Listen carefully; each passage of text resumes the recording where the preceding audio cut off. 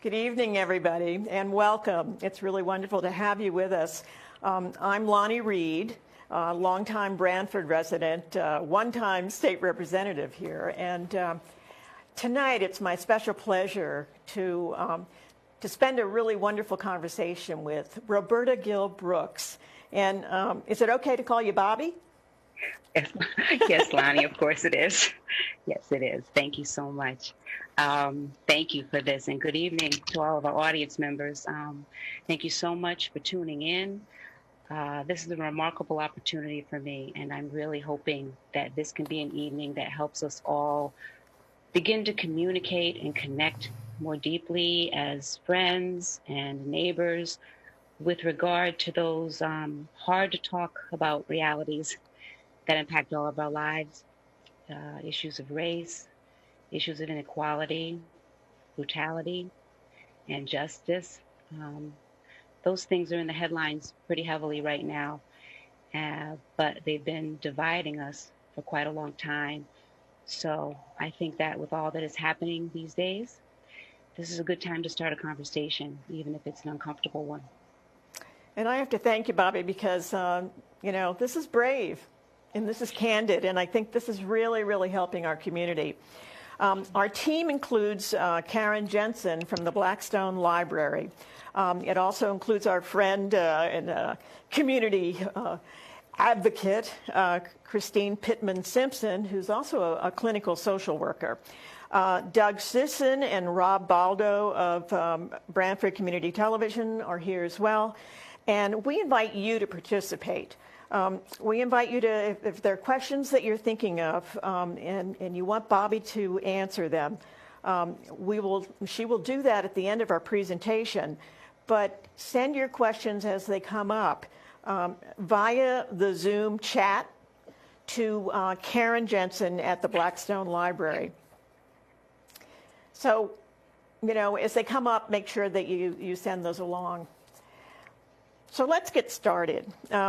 As many of you know, Bobby is our elected Branford tax collector. And many people don't realize that her great-great-grandfather came to Branford in 1910. So this has been her family's hometown for more than 100 years. Robert and Dorothy Gill, Bobby's mom and dad, are active in community life. Her dad is a former Branford police chief.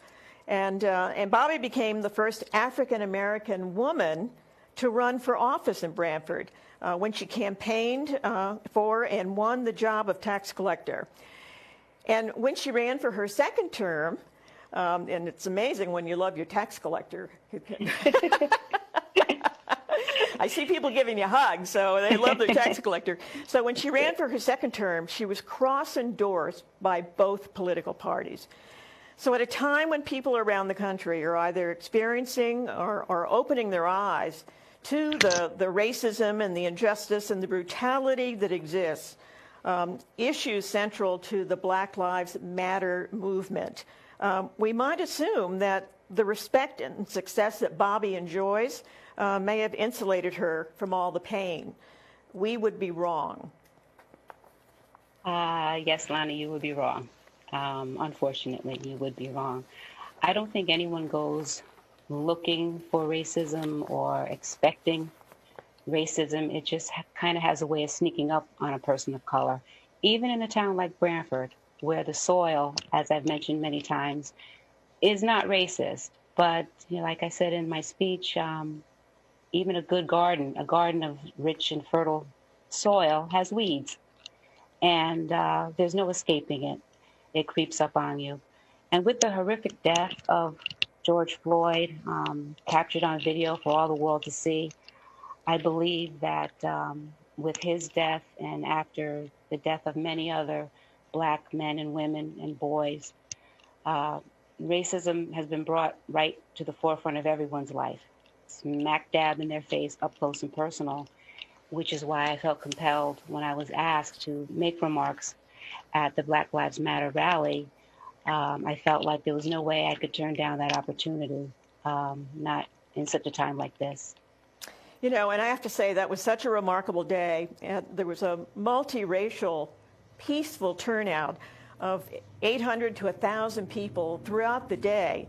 And Bobby, your remarks were so personal and so heartfelt and so powerful.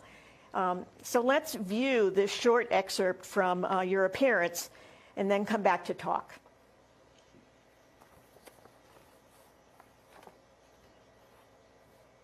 I am not here to share with you the black perspective as a whole. I cannot and will not even attempt to speak for all of black America. All I can do is tell you how a little black girl who was blessed to grow up in a town like Branford sees this whole mess from her perspective. Thankfully, I grew up in Branford. My father devoted 44 years of his life working in this town in law enforcement. Thankfully,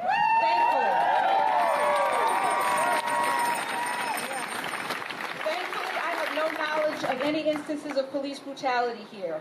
But let me tell you this. As a black person, it is a terrifying time and an exhausting time to be black. So many of my white friends have asked, Bobby, what can I do? How can I help? I don't have those answers, and I truly wish that I did. But I do have a couple of suggestions. When you witness racism, call it out. Instead of saying things like, it's horrible that a black man was killed in such a way, but destroying the property has to stop. When you say that, you are prioritizing the wrong part.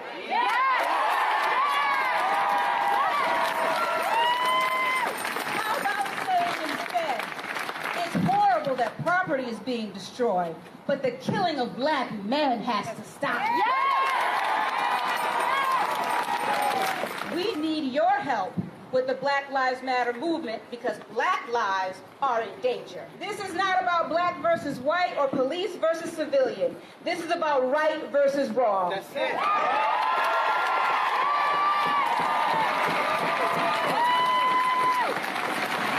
Thank you, Branford. God bless you. God bless you all. And Jackie, I hope I didn't talk too long.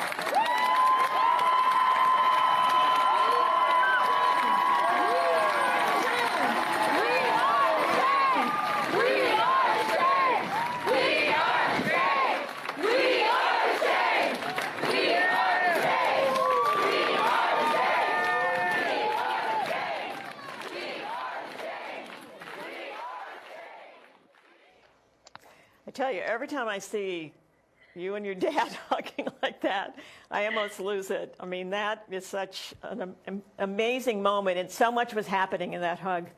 So much. Yes. But you can also see how exhausted you are. I mean, you left it all out there. And, and talk about that a bit. At the conclusion of your remarks, I think that lasted about 20 minutes. You were really spent. I was, Lonnie, emotionally and physically. And what a lot of people don't know about the end of that, that hug from my dad. You have to remember, we were in the middle of COVID. We were social distancing. That hug from my dad was the first physical contact I had had since mid-March. And so it lasted. Daddy always gives great hugs, but it lasted long, and it was just really special for he and I because, the moment, the time apart, I adore my parents, and it's been difficult for me to be away from them. So that was a really special moment. But as far as the exhaustion, I really have trouble actually remembering. I just remember being so tired.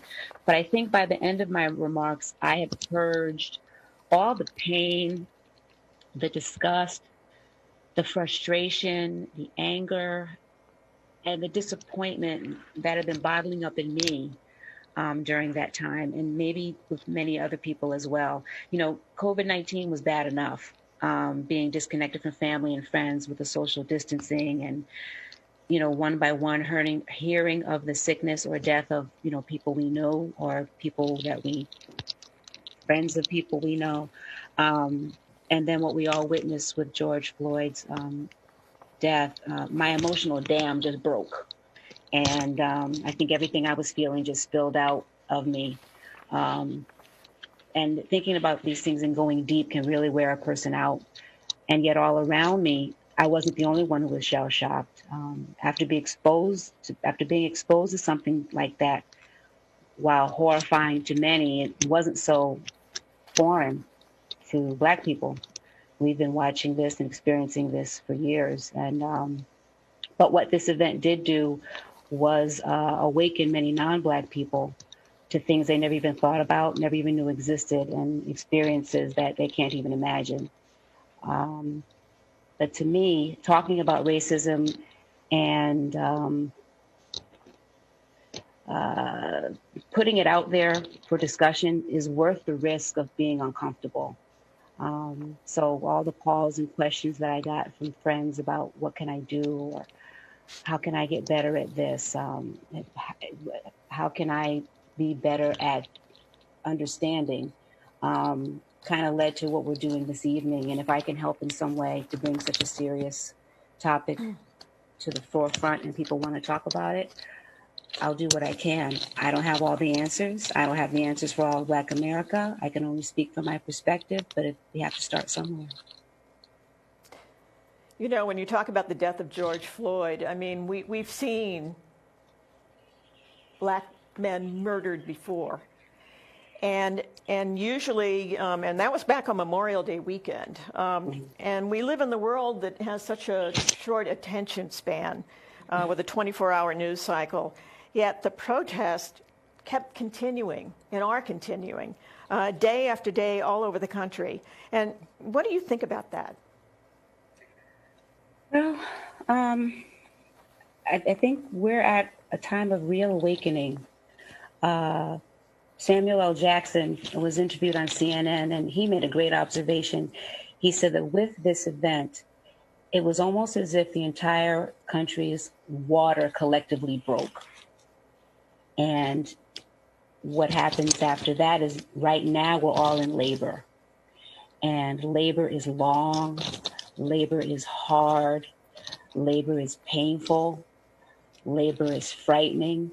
You're not quite sure when labor is going to end. It's a time of just holding tight of expectation. We don't know which way this is going to go.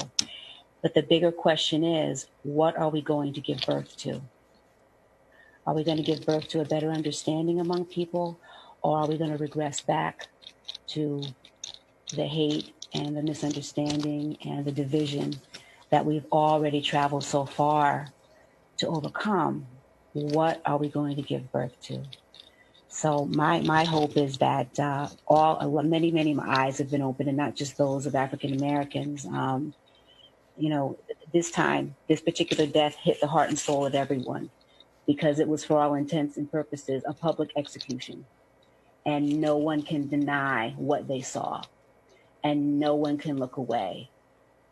And I don't know of anyone who could come away from it unaffected. And if you came away from this unaffected, your soul is missing. You know, when we start really examining it, and I know this is something you've thought about a lot, you know, where do you believe racism starts? Because I know in conversations we've had, you know, you don't believe people are born racist. But what do you think brings it about? I was pondering that, and I thought back to something really simple. Okay. What do we think of when we think of Black and white? In our minds, in our descriptions, we think of white as being positive and Black as being negative. In the Western movies, the good guys wear the white hats, the bad guys wear the black hats. Heaven is considered white light. Hell is considered dark. The light of the morning is greeted with joy. The darkness of night is feared. We refer to things as, pure as the driven snow, which is white. Rolling around in the mud, which is Black or brown. Happy brides wear white on a happy day. When we're at funerals, we wear Black when we mourn. So we have this negative connotation of Black. And so from birth, the idea of Black and white are connected to good and bad, right and wrong, or positive or negative. But if you really think about that, it makes you wonder, what kind of impact do you think this has on a Black child? Or what kind of impact does it have on a white child? Depending on what their upbringing is and the kind of experiences they may have or things they're exposed to, they may go through life programmed to believe that white equals good and black equals bad. So for a white child, since white equals good, they come to the conclusion that they are good. And black children, they may look at black children as being bad or lesser. And if no one ever tells a black child something differently, or tells a white child something differently, how deep-seated does that notion get as they grow older? I know there were experiments over the years where they would give a little black girl and a little white girl a doll, a white doll with blonde hair and blue eyes. And beside her, they would put a little brown doll with curly hair and maybe a bigger nose or whatever. And they would say things like, which doll is nicer? Which doll is more kind? Which is smarter or prettier? And very often, regardless of the color of the child, the white doll was chosen, even by the black child. And that breaks my heart. It breaks my heart. And for that reason, and many others, black families really have to be mindful to imprint and continually feed black children that black is beautiful, black is smart, black is strong, black matters. And it's important that black children have positive images of themselves. They need to see positive images that look like them. So the heroes of the world, or on television or in the neighborhood or in their life, can't always be white, because then what does that say to them? I will say this, as far as the dolls are concerned, I don't know where my parents found them at the time, because it couldn't have been, I don't know where they found them, but somehow or another, they always managed to find me some brown baby dolls. I don't know where Barbie, Ken, and Skipper didn't have a black friend till Christy came along. And somehow or another, my mother found a black Raggedy Ann doll for me. And I really wonder, did G.I. Joe have a black friend? Was there anybody black helping G.I. Joe out with the fake army? So again, I think something subtle like that is where it might start. And if it's not harnessed or corrected or directed in another direction, or exposed to something other than that, that might be the belief that stays. You know, you speaking just reminds me, I remember a few years ago, and it wasn't so many years ago, where companies like Disney suddenly realized that all the princesses were white.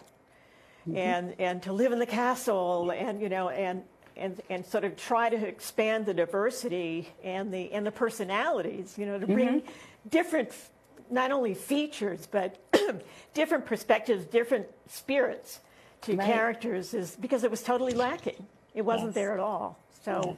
I mean, true. I think it's really important to keep the pressure on the entertainment industry to mm-hmm. keep mindful and, you know, keep plugged in to what we really look like as a country.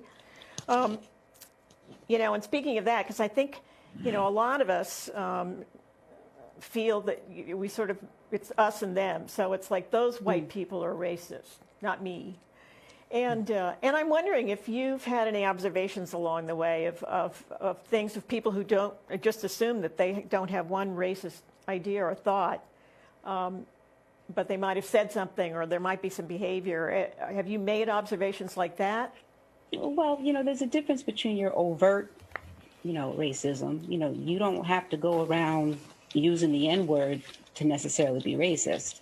You don't have to be unable, like some of our politicians, to utter the simple words that Black Lives Matter to be considered racist. But do you hold, you know, implicit bias? Yeah. Do you believe that all Black people are lazy? Do you believe that most Black people are not as intelligent as white people? Do you believe that Black people are bad with their money? Do you believe that Black people are irresponsible sexually and just go off and have babies to be on welfare? Or something even simpler, is it a surprise to you to see someone Black in a position of power? My dad tells a funny story of a few times it happened with him as chief or deputy chief at the Branford police station when one of the Branford citizens may have come into the station and stepped to the desk sergeant and asked, wanted to have a conversation with the chief. And the gentleman would call down to Dad's office and, Chief, Mr. So-and-so would like to see you. Dad would say, sure, send them down. And he could hear them directing them down the hall, second door on the left, whatever. And Dad said there were, a nice few little times when the person got to the doorway, looked at the door, saw Dad sitting there and sort of, looked up at the, the sign on the door to make sure they were in the right place. That surprise of seeing him there. I get it a little at the tax office from time to time. I've had situations where taxpayers have come in maybe with a complaint or a misunderstanding, and I work the window a lot. Come to the window and say, I would like to talk to the person in charge. Okay, how can I help you? No, not you. I want the person in charge. I am the person in charge. And then there's that pregnant pause and that slight blush of, oh, okay. So that doesn't necessarily make you a racist, but, are you just having underlying misconceptions about Black people? So, I'll hear people say often, well, I'm not racist. I have Black friends. Well, do you have Black friends or do you have Black people you know? Because there's a difference. Have you ever visited a Black person's home? Have you ever had a Black person visit your home that wasn't collective with a bunch of other people for a meeting or an event? Have you ever spent the night in a Black person's home? Has a Black person ever spent the night in your home? And this goes for Black people too. Have you ever anybody white in your home overnight? Have you ever anybody white over for dinner?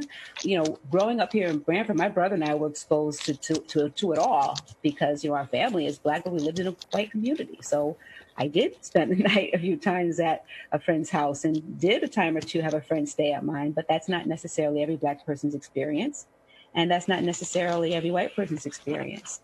But, have you ever wandered into a Black establishment for business or a restaurant? Have you ever been the only white person in a room? Because I cannot tell you how many times I've been the only Black person in a room. And, if you walk in and you're the only white person, are you afraid? Are you uncomfortable? So again, it's just the unknown. I think exposure and experience of new things and different cultures is what opens up minds and erases fear. My father used to say that how your children see the world depends upon what you show them. And I think that it's, important to be exposed to things and understand that you may be holding some biases that you don't realize. You always say how much you loved growing up in Branford, and I know you went to the public schools, you were a cheerleader, you were very popular and are very popular.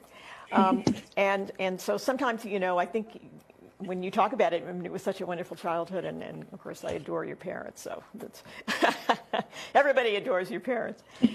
And But I know you said along the way, even as a little girl, you began to kind of see an inkling of some, not just that your skin was different, but that created a cause for concern sometimes. And I remember you told me a story. I'd love you to share it with everybody about how you love to wrap presents and make them all gorgeous, and you love to go to birthday parties, and this sort of one time you were going to a wonderful birthday party and you suddenly realized that your mother was hanging around just to make sure everything was okay. Do you want to tell that Yeah. story? Yeah. That's my kindergarten picture there. Oh my goodness. But I can remember in grammar school, second grade, third grade, being invited, to a birthday party or a slumber party and being so excited to go. And my mom would always help me wrap my gift very perfectly. I'm a nut about wrapping gifts and making them very pretty. And she would pack me up into the car at the appointed time to take me to the party. And I would jump out of the car with my gift tucked neatly under my arm and my backpack and my slumber bag, my slumber party bag, and very bravely go marching up the walkway to my friend's house and ring the doorbell and have the mother or the father answer the door with, again, a pregnant pause of surprise because they didn't know that their daughter had a Black friend. And not knowing that, mom was, well, is she going to be okay? Are they going to treat her all right? She would always say, call me if you need anything. If you want to come home, you can come home. Never happened. Never had to call her. But I had to wonder what they were thinking, sending me out, not knowing if I would be treated right. And I always was, but I always did feel a little different. My hair was different. My skin was different. Just the normal things you do just with the daily care of Black skin versus white skin is different with things you have to do. So, those things would come to light in a situation like that where I was around all of my little white girlfriends. And then there'd be the questions, well, why do you have to do that? And what is this? And, that's where you start you're getting to that age where you have to start explaining it. And you had to be comfortable explaining it and not feeling like you were on display or feeling like you weren't in a museum. But it's an adjustment. It was an adjustment. So you got good at answering questions? Oh, yes. Oh, yes. Oh, yes. Did you put together a little? Did you have a little? Well, and the thing is that's one of the things that people have said that, a lot of times folks want to ask questions, but they don't want to ask the wrong question. Mm-hmm. They don't want to be accidentally offensive. They're not sure if they're going to be offensive, so they'd rather not ask. But, we've got to get past that too, because we're never going to learn anything if we're not brave enough to ask. And on both sides of the picture, people have to be patient and understanding that if someone is genuinely interested and genuinely wants to know, you have to try to put yourself in a position of being genuinely gracious enough to answer. It's always impressed me that you believe that, because all of us are individuals, and you make the point, you're not speaking for, so I always say, I'm not speaking for every aging white woman. And, that there's uniqueness among all of us. But it's always impressed me that you have said, even if it gets awkward, even if people feel, should I go there? But I care, and I want to be helpful. I had a friend of mine, a Black friend, and somebody I've worked with for about 1 million years, say to me one day during all of this, she's in New York, and I called her, and she was having these feelings you are. She's always been successful, and she's done very well, but it was the same, going to that same place, and worried about her son. She has a son. And I said, I don't remember us ever, we're alluding to it, but I don't ever remember us talking about it. And she goes, Lonnie, you have no idea how we often protect our white friends. We protect them because we don't think that they're really going to fully understand because they're white, and they don't have that sort of experience of 24/7. And she said, but also there's a feeling sometimes of just not wanting to go somber, let's go shopping. let's go to dinner, let's drink some wine, and that kind of thing. And I think, and she was saying, she thinks a lot of relationships and even long-term relationships, and probably even among people of the same ethnicities, don't want to talk about a lot of real stuff sometimes. And so you've always said sort of tread lightly, but try to go there, because we really need to have these conversations. We do, especially now. It's the elephant in the room. It's right in front of us all right now with everything that's going on. It's unavoidable. So let's, figure out what we're going to do with this elephant. There's no point in ignoring it. Let's talk about it, even if it gets painful. So you talked about your childhood, and then there were the parties and this and that, which were fun, So you really, as you always say, that you love Branford, and you've had a wonderful time. But you said as you got a little older, you began to hear your father give the talk, and it's not the talk that we often think of, the talk about romance and all of that. That this is a serious talk to your brother and your cousins. This is something that every Black parent has to have this conversation. And so talk about that phase when suddenly you realize your kids are growing up and they're going to learn to drive and they're going to socialize elsewhere. Well, I look at that picture of our whole family, and I look at those beautiful little boys, and everybody was pretty young in that picture. But what strikes me is, at what point, at what age, at what height do young Black boys change from being cute little Black boys to young Black men that people are afraid of? Is it when they reach a certain height? Is it when they reach a certain age?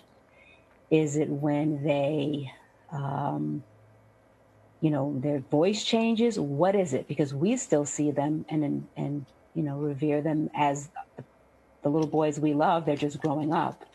And it's at this age that, Dad and my brother started, talking to my nephews, Jermaine, Jason, and Jarrell, and my boys, Tevin and Kyle, about their behavior. Don't stare at people too long. Don't, get a receipt, even if it's for a pack of gum. Don't touch anything unless you're going to buy it. Don't play your music too loud. Don't wear out your welcome. Make sure you say please and thank you, which, trust me, in my family, you had to anyway, but they still reminded us. But that's that middle time, that's still that age of innocence in that picture, where we didn't have to worry about them so much because they were still here in Branford. Their grandfather was the deputy chief or chief of police. So, in Branford, they were fine and they were known. But, it wasn't going to be long before we were going to be sending them out in the world, and then things change. And you said your dad had a letter? He wrote a letter? And rules? Yeah, he did. Dad wrote a letter. This was around the time of the Trayvon Martin incident. And Dad wrote a letter from the standpoint of a loving grandfather, but also a police officer. So he knows both sides of how this works. And he sent it to all of his grandsons, and it was a beautiful, beautiful letter. I'll just read a few little parts of it to just express his love and his seriousness. But there's just this one particular paragraph. He says, you are aware of the times you are experiencing at this point as Americans, and most important for you as young Black American males. You have been raised as Americans, and just that fact alone was supposed to have been settled long ago. I am sorry, my sons, but it has not. You were blessed to be born and raised in this country with all of its gifts, but you also inherited as Black men a curse that not a majority, but still too many, white people still cling to. That is, despite all the progress made in race relations, you as Black men, especially as young Black men, are just a little bit different negatively, and they feel they have the right to look at you as such. My purpose here is to get you home alive. You certainly have seen and know the many times that young Black men have been stopped by police or others claiming that they had the right to stop you for suspicion. In too many cases, that has led to death or serious injury because of the reactions of the young Black male. And then Dad went into a series of do's and don'ts. I'll just read a few of them. Whenever you're stopped by the police, whether you believe it's legitimate or not, do whatever you are told to do. If you are directed to submit to a search, do it. Immediately announce in a clear and loud voice, I am not armed. Do not make any sudden movements or any aggressive movements. Do not try to use your cell phone or especially try to reach for it, but never leave home without it. Don't get into any verbal argument, especially about your rights. It goes on and on, a little more like that. But this is the part that this last part I wanted to read. He says, regardless of how wrong you may feel, you must do whatever you can to prevent anything from reaching an escalation point. Never, ever give any officer the chance to believe that you are about to attack or to run, because either case could provoke the use of deadly force. I will say again, be careful that your conduct with police does not put you in danger of any police officer reaching an escalation point. Please read, learn, and listen, my sons. I hope you will never have to use these rules, but please accept them from me. I won't go into the social justice that far too many Black American males have to endure, and it will take much longer a period of time before the rest of the world can understand. And I also realize how insulting some of the above cautions may be to your sensitivities. I do not care. We both have a job to do. Your job is to get home alive, and my job is to take care of your civil rights tomorrow. With love always, Grandpa. Oh, man. That is something. How did they handle that from the grandfather? Did they want to debate? Like, Grandpa, it shouldn't be happening today. Haven't we come far enough? Or did they just, obviously your dad has a really incredible knowledge, broad spectrum knowledge, but how did they take that? From Grandpa, they took it with gratitude, respect, and love, because they know that Grandpa will always steer them right. And Grandpa is everybody's rock. And it's sad that it had to be taught. It's sad that it had to be said, even here. But it had to be said because we all knew they weren't going to be staying here. They'd be going someplace else sooner or later. But not everybody knows who their grandfather is. And where the soil is a little more racist than Branford. So they accepted it. They accepted it from Grandpa with gratitude. It's just remarkable. And, I think it's something that I certainly never got a letter like that from my grandfather. Mm-hmm. That's really powerful. And then what about you, as you entered your teenage years and began socializing and all that? How was that? How did you notice things then as, whom to date or how you dated or how you socialized? Was that concerning? Well, the majority of my socialization at that age really surrounded our church and our immediate family.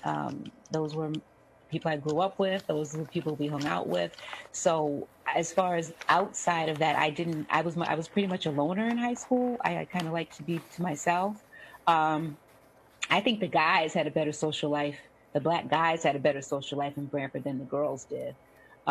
Because as things were progressing, the guys dating or having, friendships or closer friendships with white girls I don't know if it was completely accepted, but it was a little bit easier. 'Cause I don't remember nobody asked me out.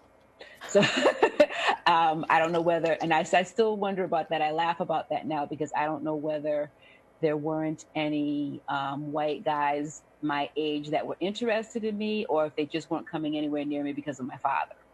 So it could have gone either way. I'm not sure. But, going into New Haven, around people that looked like me was a little bit tricky too, because we spent Monday through Friday in white society. And then to go to New Haven, to where my cousins lived, or around more predominantly Black neighborhoods, we looked like fish out of water. We spoke differently, we dressed differently, we didn't necessarily know the games they knew, we didn't necessarily know the songs they knew, we didn't necessarily know the dances they knew. So for me, it was a little bit of an awkward time, trying to just come into my own. And then you graduated from high school and you went to college. Where did you go? You went to Syracuse? Syracuse, Yes. And did beautifully there, and then had a career at AT&T. Yes, 32 years. Wow. 32 years. So then people are asking you to run for tax collector. And I know you gave it a lot of thought. Because that's a big job. Yes, I did. That is a big job. Yeah, I do love it. I don't think anybody while they're growing up says, when I grow up, I want to be a tax collector. I don't think that happens. But from my standpoint, being tax collector is really a high profile customer service job. Nobody likes a tax collector, Grim Reaper, tax collector, same thing. I'm an equal opportunity offender. I say that all the time. But I think once people get past the confusion, and once people know the rules and they have someone explain them to them in a way they understand what we can and can't do, what we can and can't allow, how best to work things around their budget, working within the statutes, I think people appreciate that. And I really, really do love it. There's a lot to learn, but I love it. I really do. Well, I know, as I said earlier, there are a lot of people you just don't see that, people hugging their tax collector, but I've seen that. I've seen that myself in town hall. And I know you help people. I know when they can't necessarily make the payment right now, you help put a schedule together and you put a plan together to help them. Yes, particularly my seniors, and I do call them my seniors because, they're great. And they sometimes have difficulty understanding and, the technology, paying online, and all of that. They sometimes have a little trouble with that. So we walk them through and try and get them to the point of understanding. And I think they're coming along pretty well. So you told me in one of our conversations that when you go door to door and you campaign, you're still very mindful of your brown skin and who approaches the door first and who knocks. Do you want to talk about that a little bit? Yes. During the first campaign, I did door knocking with Linda Malo, and I did door knocking with Dan Edelman and a few other of the candidates. And at the time, my husband had said to me, well, do you want me to come? Do you want me to come with you? And I was like, no, let me take one of the other candidates with me. He's like, well, what's the matter? I'm like, babe, two strange Black people coming up to their door that they don't know, right around dinner hour or very shortly thereafter, probably not a good idea. And I don't even think Linda knows this, and I'm not even sure if Dan knows this, but the few times that I did go door knocking with them, we were together, and I would walk up and ring the doorbell, and I would sometimes see the blinds part a little bit, or someone would crack the door. What do you want? Yes. Can I help you? And then if I stepped aside and they saw Linda, or if I stepped aside and they saw Dan, the door opened a little bit easier. So as we went further on, we went to the porch. I would let Linda ring the doorbell, or I would let Dan ring the doorbell, or if I rang it, I would step back. because I could sense the discomfort. And now again, that could just be because people don't want people come knocking on their door. I got it. But if you've been Black as long as I have, you can kind of pick up on some things. And so it just, just to be on the safe side and not to be threatening. As I said before, there's a thin line between being a polite Black girl and an angry Black woman. So I figure, let me just back up a little, give them a little space, and then extend my hand. But I was very cautious about it, just to be on the safe side. I know among the things you're most proud of in in your life are not only the life you've built for yourself, but your sons, your two sons, and you say you have a bonus son as well. Yes, so you really have I do. 3 sons. And I know we were talking about, what's been going on in the country and the death of Trayvon Martin, who was just going back to a friend's after going to a convenience store. I was 17 years old. Ahmaud Arbery, age 25, was jogging and happened to jog down a lane that was part of a white neighborhood.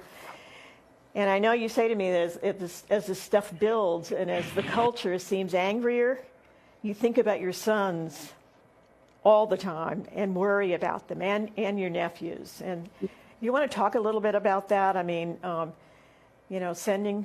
knowing that your sons are out there in the world, living their lives, doing beautifully. And I think you said also that one of your nephews was pulled over in California.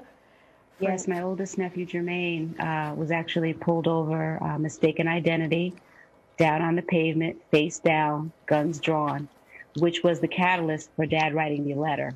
That was really how that came to be. I worry about all of my guys. I worry about all the men in my life. My nephews, Jermaine, Jason, and Jarrell, and William. My sons, Tevin, Kyle, and Teddy the Third. They're the most mild-mannered, polite people you could ever meet. But how can they ever be considered unarmed if their Blackness is the weapon people choose to see? And that's why, Grandpa's letter was so important. That's why every once in a while when I talk to each of them, I say, you still have that letter. Have you, review it once in a while? And they say they do.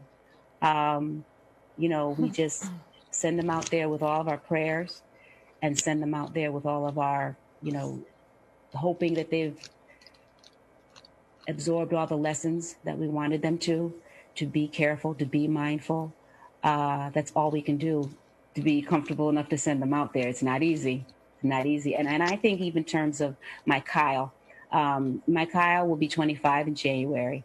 And Kyle is on the autism spectrum. Very, very bright, but on the spectrum and has some challenges when dealing with people. And Kyle loves Skittles. And Kyle loves ginger ale. And Kyle will wear a hoodie. And when the whole Trayvon Martin thing came down in my mind, all I could imagine was, Kyle coming out of a convenience store nearby with a can of ginger ale and a bag of Skittles, mistaken identity, and having an officer tell him, stop, and him not understanding because he didn't do anything. He didn't know they were talking to him, or maybe not understanding the commands he's being given because of his autism, or him reacting in a way that might upset or be misunderstood by the police officers. So again, it's a simple thing of just the fact that he's Black, I have to worry about him. And one of my greatest fears is my dad. My dad is 87 years old. My dad has trouble hearing. And I think in terms of if Dad is driving somewhere other than Branford, where he might go down the wrong way of a one-way street, and in a place where someone doesn't know him and a police officer happens to see it, well, Dad, being a former police officer, knows you need to get your license and your registration. But what if he didn't hear the officer say, don't open the glove compartment? What if he didn't hear the officer say, keep your hands on the wheel. All he is to that officer is a black man who did not follow his commands, who's reaching into a glove compartment. What might happen to my own dad? So these are the kind of fears that we live with all the time. And, you know, you can't let it consume you, but you can't let it too far out of your sight either. So I know you talk about, you know, trying to define, because everybody's using the terms white privilege and institutional racism, structural racism. And I know you have, you've really thought about these, and what do you want to say about that? Well, you know, that the term systemic racism gets thrown around, and a lot of people probably don't even know what it means. And I have an idea, but just in a nutshell, it's the way systems are set up to put people of color at a disadvantage. All right. So let's just look at something like for decades after the Civil War,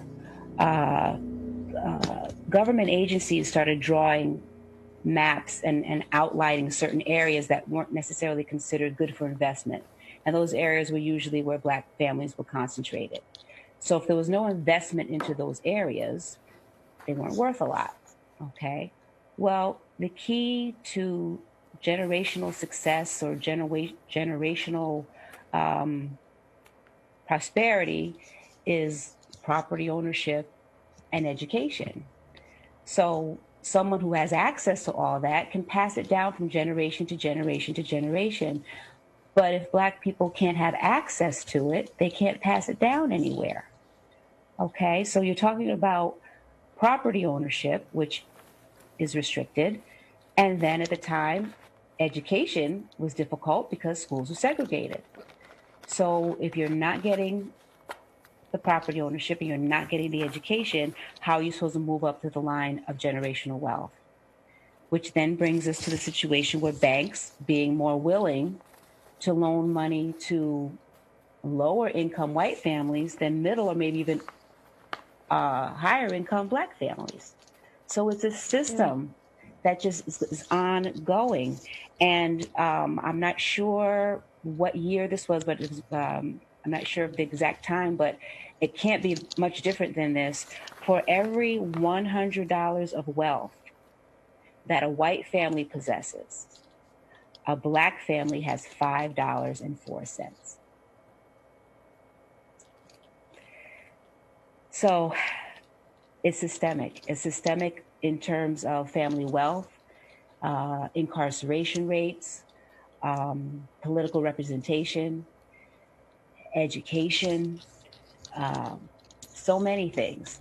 And, you know, where is the opportunity to make it even? How do you make it even? And to even think about making it even, you have to recognize that it's there in the first place. This feels like a good time to do the check your white privilege test. Ah, sure. Okay. Well, when we talk about privilege, in this case, privilege doesn't mean that you've had it easy. Nobody has it easy. This just means that being white lets you live in a way where you're not having to worry about the same things that black people have to worry about simply because of the color of your skin. Okay, so if the meaning attached to being white is positive, it gives you such a greater advantage. So when people see white skin, again, they think that those people are presumed to be competent. They are presumed to be smart. They are presumed to be trustworthy or safe. So you're automatically already given a head start. So because of the color of your skin, and if you're white and not black, you're treated differently. You know, a poor white person could stand next to a very wealthy black person and is still going to be looked at as better simply because of the color of their skin. So there's a check your white privilege challenge that was going around. So let me grab my paper here. And this is audience participation. So if you're in the audience, just do this for me. Just put up 10 fingers. Put up 10 fingers, and I'm going to have you put a finger down if any of these apply. If they apply to you, put a finger down. Put a finger down if you've ever been called a racial slur. Put a finger down if you've ever been followed around in a store unnecessarily. Put a finger down if someone has crossed the street to avoid passing by you. Put a finger down if you've had someone clutch their purse as you walked by. Put a finger down if you've had someone step off an elevator to keep from having to ride with you. Put a finger down if you've ever been accused of not being able to afford something expensive. Put a finger down if you have ever had fear in your heart when you were being stopped by the police. Put a finger down if you've never been given a pass on a citation that you've deserved. Put a finger down if you've been stopped or detained by the police for no valid reason. Put a finger down if you have ever been bullied solely because of your race. Put a finger down if you have ever been denied service solely because of the color of your skin. And last, put a finger down if you have ever had to teach your child how not to get killed by the police. If you have even one finger left, you enjoy white privilege. There it is. Wow. Wow. That's powerful. I know you think that, and I think this was a really good observation of yours, that God has put us in timeout. Yeah, he did. He did. I know I said that back in March when the pandemic first started, and it was an offhanded thing, and I really think he has. We've been forced to sit still and quiet our minds and quiet our lives and really think about why we're here, what we're supposed to be to each other, what we've done to this world, what we've done to one another. And we can't go backwards. We've come way, way too far to turn back. And it just seems that the lid has been taken off Pandora's box of racism and sexism and bias and hate. And, you know, it was a little thing, a little ember over in the corner, but they seem to be trying to fan the flames and throw gasoline on it. And we've come way too far for that. We're all in this thing together. We all live a different way. We're all breathing the same air. We're all walking the same earth. We'll all get up every morning loving our family and hoping to make it through the day. We have so much more in common than we have that's different. And we're all just trying to make it. And if we're not going to help each other, I don't know what is in store for us. I really believe that God's got us in timeout and really wants us to fix this. This feels like a very good time to answer some questions from some of the viewers. And and I'm wondering, Karen? Yes, Karen here, behind the camera. We also have Chris in front of the camera, so we have a couple of questions that people have asked. So this question is from Becca, and she would like to ask you, Bobby, about your experience in the Branford public school system, especially in terms of racism, your experience of racism, and equity, diversity in the school curriculum. Was Black history paid attention to? Was it part of your experience in your education in Branford? Thanks, Becca. Yes, it was. We weren't celebrating Black History Month when I was in school a long, long time ago. So, but we always seem to get around to at some point, the civil rights movement, slavery and the Civil War. It was a blip. It was a little sugar-coated. I learned more from my own family, about all of that than we learned in the books. I do find it interesting that I'm sure I'm not the only one that's made this complaint that, why in the world did they pick the shortest month of the year for Black History Month? February. Did they want to get it over with fast? Or I'm not quite sure where that came from. But, and history itself, I've had debates with my dad about this. There is so much history out there and only so many years to teach it. And the longer we live, the more history there is. So you can't learn it all. But I do think curriculums need to start highlighting, not just the usual suspects, and that's not to disrespect, the usual suspects that get celebrated during Black History Month. But, going forward now, I'd really, really like to see more about, John Lewis. I really would like to see more about, at this point, Al Sharpton. I would like to see more about some of the women that are movers and shakers now.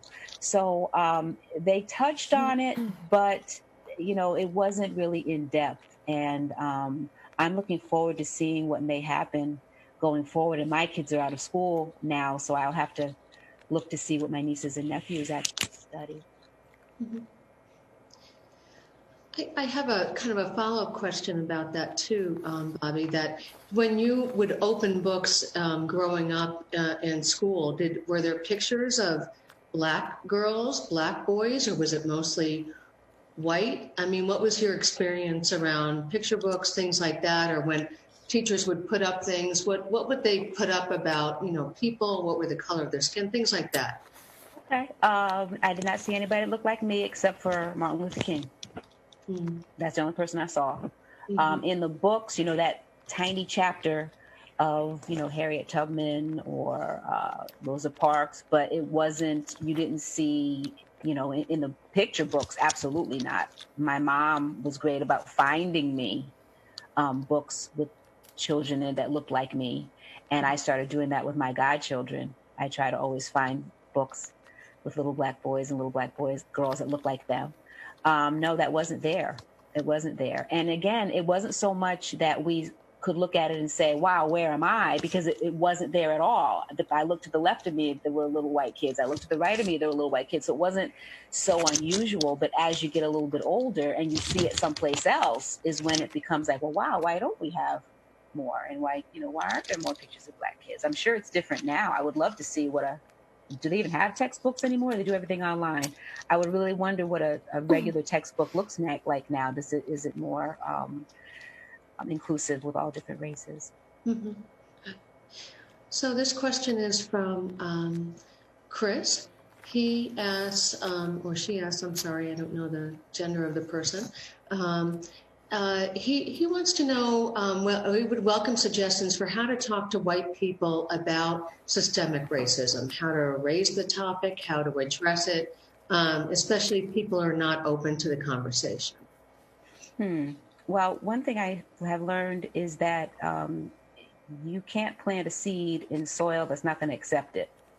So it doesn't really make a whole lot of sense to try to hammer something into someone who doesn't want to learn it.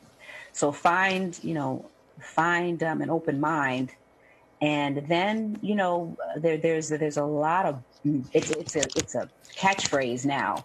So there's many books, many articles, many comparisons that you can find. There's a really great one, a YouTube. I think it's called Systemic Racism Made Easy, and it's a little cartoon one. It just talks about a little boy named Jamal and his friend Kevin, and how they've grown up differently, and what their life was like, what their family's life was like generations before. That's a good one. But Chris, you can't try and talk about it with someone who doesn't want to open the mind to hear it. You'll only get disappointed, and they'll only get mad. So. Okay. This is from Adam.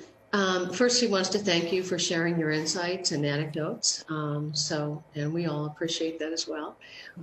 He would like to know, how do you anticipate the results of the labor that you spoke of the country is going through now? How do you anticipate those results? Are you optimistic that positive things will result from people going through kind of checking themselves a little bit now, do you think that things will move forward?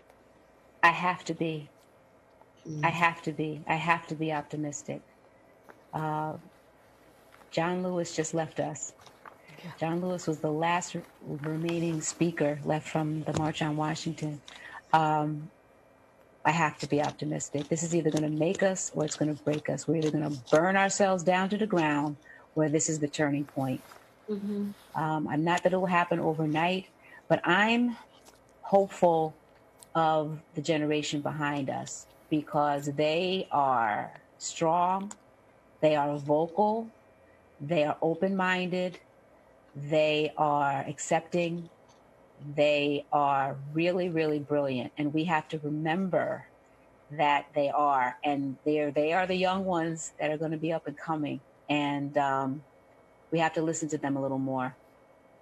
That's where my hope lies. That's where my faith and my optimism lies, is in the next generation. Mm-hmm.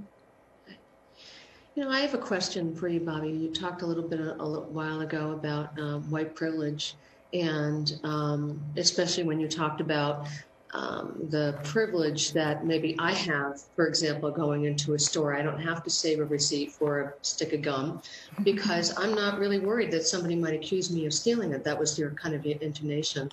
And I'm wondering, what examples of white privilege or privilege do you think that white people have that you don't have? That, like, I can walk away from something that you don't have the privilege to do that. And I'm just wondering if you could give more examples of that in your daily life. How does that work for you? And how can we do better to understand that for you and for other Black people of color? Wow. The problem with that is it's just so subtle that it's all around you, but it's hard to point out. I know that might sound a little vague, but I am especially careful of how I speak to my customers. I am especially polite. I can't just, if they yell at me, I can't just yell back, partly because being a town official, you can't do that. But also I'm a Black town official. I can't do that.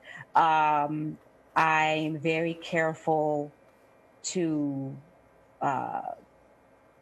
make sure that I'm in a store, I'm my hands are out where people can see. I'm, not standing too close to people. Nobody's standing close to anybody right now, so that probably doesn't work.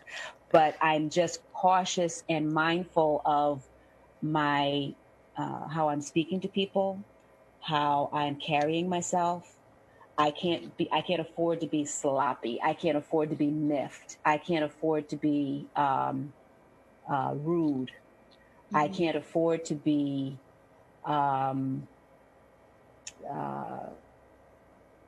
unkind. I have to be on my best behavior. Now, that might not necessarily be a Black-white privilege thing. That might be a being Tootie and Robert's daughter thing. But that I'm always just cautious. I'm always mindful, I should say, of the fact, especially in my position now, I'm mindful that I am Black and a lot of people are not used to this. So make sure you are a professional, make sure you are kind, make sure you are fair, make sure you have it together. Mm-hmm. And what toll does that take on you and maybe other people in your family to worry about those things? I mean, like on a daily basis, and it's kind of always back there. That's a lot of energy to use, and how much stress do you think that puts on you and other people that you know, and what the toll that it takes on your life, I guess, as I'm asking. And that's so hard to answer, Chris, because again, when you carry it all the time. So it's not like you put it down to be able to say, now I have to pick it back up. You just always have it. So you just get used to carrying it. You just get used to doing it. So you just do it. There's no, well, I'm going to take a break from that, because you can't. There's no, well, I'm not going to worry about that today, because you can't. It's just there. Sometimes it gets heavier than others. Like now, like I said, it's an exhausting time to be Black right now.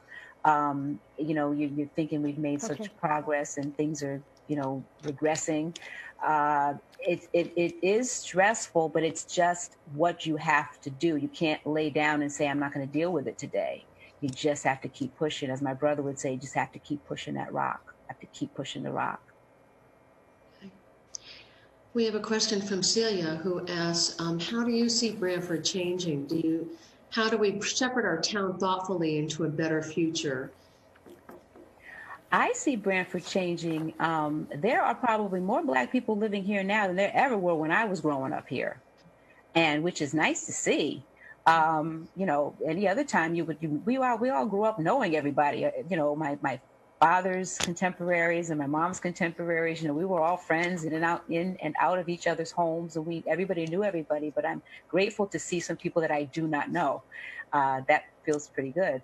I would like to see more Black teachers in Branford. I wonder sometimes if what my educational experience, how different my educational experience would have been had I had one Black teacher. I have never had a Black teacher. I wonder about that. I think that would be wonderful not just for Black students, but for white students. That a Black male teacher especially, you're seeing a Black male in a role that, other than seeing him with his hands behind his back handcuffed, somebody holding his head, putting him down in a squad car. I'd like to see that. Okay. We have a question from Rick, and he asks, I'm going to change the question a little bit, but he asks, were you ever called a racial slur? How old were you if that happened? And how was that person involved in your life? What impact did that have on you? I was called the N-word in 5th grade at Branford Intermediate School. And believe it or not, the kid he's not a kid, he's a man now. He has come to the tax window a time or two. And I don't know if he remembers it, but I do. It stung, but, my life wasn't wrapped up in that. And it sounded like it was just a new word he was trying out. I don't think he really meant it. I think he just figured, well, this is something new. Let me try this. And that realization, of course, came with maturity. But it stung because that wasn't something I had experienced here. I've had friends, we go places, we go to restaurants, we go here, there, and everywhere. And, it just out of the blue, why did you just decide to do that? And it stung. I can't imagine what it would have been like to hear that all the time, to living in a life where you heard it all the time, or where, that was, segregation, Jim Crow. I can't imagine what that must have felt like, but it stings. It stung. And, to hear it now, luckily I haven't been called it, at least not to my face. But it does stick with you. Mm-hmm. Have you ever felt unaccepted because of the color of your skin? Not in Branford. I won't say unaccepted, not in Branford. No, I've been very fortunate here. Very, very fortunate here. And like I said, I can only speak for me. I'm sure that other people that maybe have come to Branford since, my cousins maybe that lived in New Haven, that maybe moved to Branford, may have felt differently because their experience, their exposure to white people was different. So they may have just been wary, and they may have thought they saw racism where it really didn't exist just because of their lack of exposure. Or maybe I was just oblivious to it. But no, not here. Thank goodness. You know, when you walk into a meeting or something, how does it feel to walk into a room full of white people? You know, especially or white men, and what is that experience like for you, and how do you manage that? After I did it the first time, it was easy because I believe for some of them, they're a little disarmed, which empowers me a little bit. I turn it up a notch. I remember whose daughter I am. I remember whose sister I am. And in that moment, I remember whose mother I am. Mm-hmm. And I step up and I do my thing. Mm-hmm. And watch them squirm.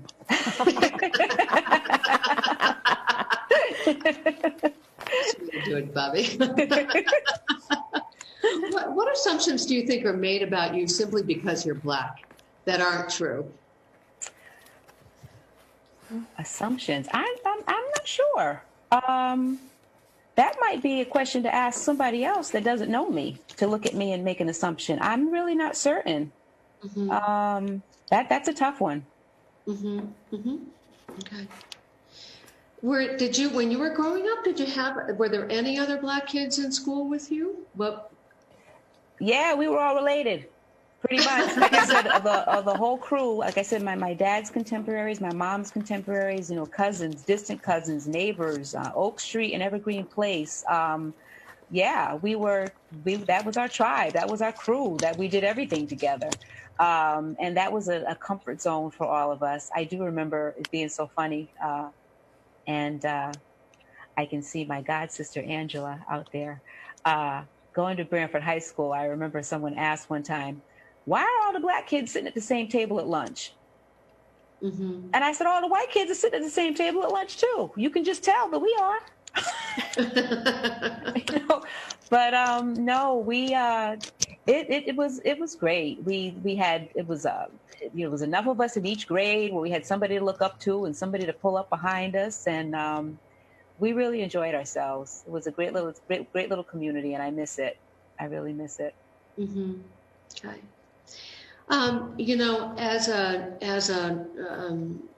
As somebody who's has a kind of a platform and here, what would you suggest?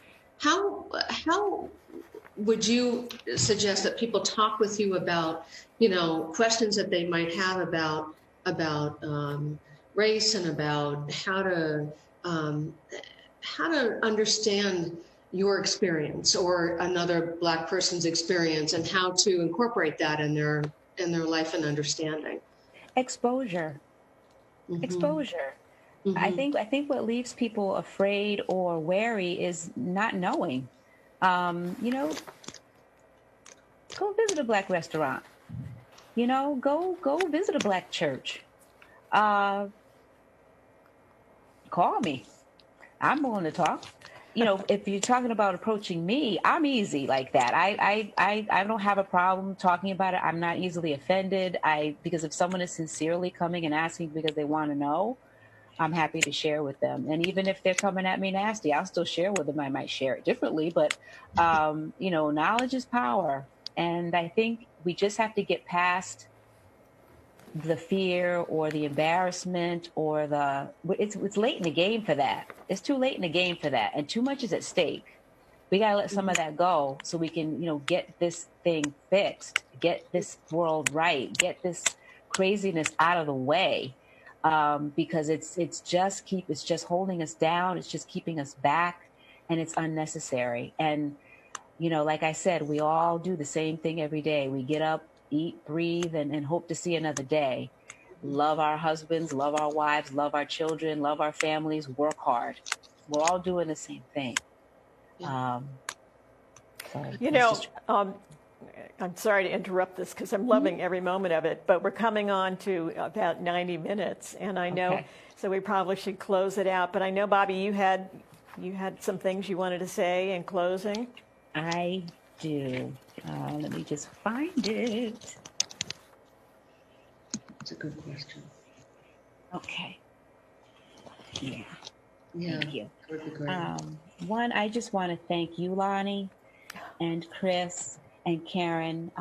Putting this together with you has been so much fun. This is really, really special for me, and I'm honored that you asked me to do it. I want to just put a special thank you out there to Dorothy and Robert Gill. I know you're out there somewhere. My family, my tribe, mom and dad, you have always taught John and I to stick up for ourselves. You told us that if we didn't understand, to ask. You taught me to use my voice. You've taught me to speak truth to power. You didn't raise me to look for a knight in shining armor to fight for me, but you raised me up to learn how to raise up my own sword and use it effectively. And you taught me to be polite, but to speak my truth, and to never dim my light to make anyone else feel better about themselves. So Mom and Dad, this little light of mine, I am going to let it shine. And I love you more than tongue can tell. Thank you. Well, this has been an incredible experience for all of us, and I thank you for really spending the time and to opening yourself up, because that's hard. That's hard, and that's so brave of you, and you're absolutely right. If we don't start having these conversations, we're not going to fix what's broken. So thank you, and I want to say to everybody, welcome. I'm so glad that you joined us. And thank you for tuning in. And you really need to stay engaged. Karen Jensen and the Blackstone Library, we've been, and actually Bobby's recommended a lot of them, putting lists together of books and documentaries and all kinds of information that is helpful in this area. We're also going to have ongoing discussions and on these and other critical community issues, and BCTV is also joining forces with the Blackstone to produce more community conversations, where you can participate as well. So if the spirit moves you, I should say, there's always an ask, right? We would love a contribution to your community television station, BCTV. We would appreciate it very much. And please just stay engaged with all that we're doing in this community, and stay safe, and good night. And as Bobby has taught us, we are the change. So thank you. Good night, everybody. Thank you so much.